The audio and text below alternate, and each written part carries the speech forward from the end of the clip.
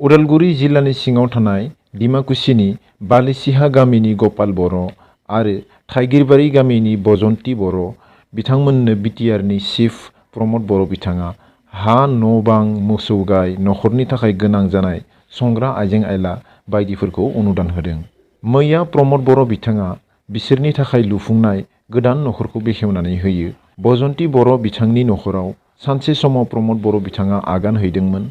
बे समाव बजन्ती बर' बिथांनि फिसाइया केन्सारजों रुंसारि जानानै थैलाङो, जायनि थाखाय बिसोरनि नखरनि हालोदा जोबोर गाज्रि जालांबायमोन। न' बांनि जेंना, हा सम्पति फाननो गोनां जादोंमोन। गथ' गथायफोरा फरायसालियाव फरायगासिनो। बेखायनो नखरनि जेंनाखौ नोजोर होनानै प्रमद बर' बिथाङा बेफोर सुबिदाफोरखौ खालामनानै होबाय होननानै बिथाङा फोरमायो। ओजोंहाय गपाल बर' बिथांमोननि नखराबो जोबोर गोरिब, दुखु खस्थ'जों सहायनो गोनां जादोंमोन। सानै गथ' गथाय दं। साहा बागानाव गुबुननि हायावसो थानो गोनां जादोंमोन। बेयावबो बिथाङा सानसे समाव थांदोंमोन आरो अननाय मोननानै बे हेफाजाबखौ होनाय जादों होनना बिथाङा फोरमायो। बेयो जाबाय बेबायदि हेफाजाब होनायनि जागायनाय एबा इनिसियेटिभ। बिथांनि बायदिब्ला फैबाय थानाय समावबो बेबायदि राहा गैजायै गोबां नखरफोरनो हेफाजाब होनायखौ बिथाङा हास्थायदों। रायजो सभायाव सासे बर' राजखान्थिगिरिखौ एमपि जाहैनायखौ लुबैयो बिटिसिनि चिफ प्रमद बर' बिथाङा।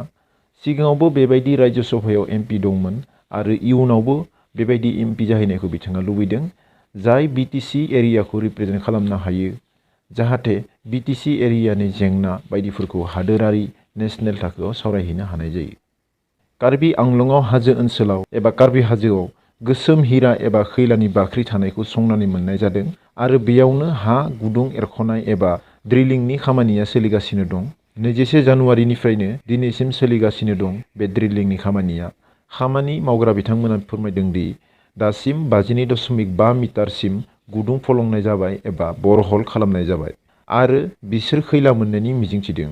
खामानि सामलायगिरि बिथाङा फोरमायनाय बायदिब्ला बिसोर 2017-2018 आवनो बेनि सायाव सार्भे खालामबायमोन आरो 2019-2020 आव ड्रिलिंनि खामानिखौ मावनो गोनांमोन, नाथाय कभिड-19 बेरामनि जाहोनाव फावसायनानै 2021 मायथाइनि दिसेम्बर दाननिफ्रायसो ड्रिलिं खालामनायखौ जागायनो गोनां जादों। फोरमायनाय बायदिब्ला दासिम खैला मोननायनि लैखोन एभिडेन्सफोरखौ मोननो हादों। बेनि उनाव खैला थानाय बिबां बायदि बायदिनि सायाव रिपर्ट बानायनानै बेखौ गोजौ मिनिस्ट्रिआव खैलानि मिनिस्ट्रि डिपार्टमेन्टआव आसाम आरो इन्डियान गभर्नमेन्टनि बेयाव दैथायहरगोन आरो गासै कार्बि आंलंआव 5 निफ्राय 6 निजुत टनसो खैला दं होनना बिथांमोना मोनसे अनुमान खालामदों।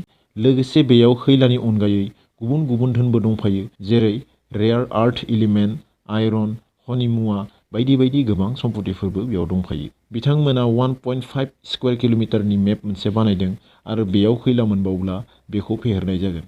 लोगोसे बिथांमोना गभर्नमेन्टनि सापर्ट मोनदों आरो जायगायाव आयेन बेरेखायै खैला जावनायखौ बिथांमोना बेरेखा खालामबोदों। बुंनो थाङोब्ला आसामाव खैलानि जेंना सोमजिनाया जोबस्रांनायनि लामायाव। बेखिनियावनो थुंगेबाय, गोजोन्थों। अन्नानै बयबो चेनेलखौ साबस्क्राइब खालामनानै लादो आरो बेल आइकनखौ बुथुमनानै होदो, जाहाथे आं इयुनाव माबाफोर भिडिअ होयोब्ला नोंथांमोना गोख्रै मोननो हायो।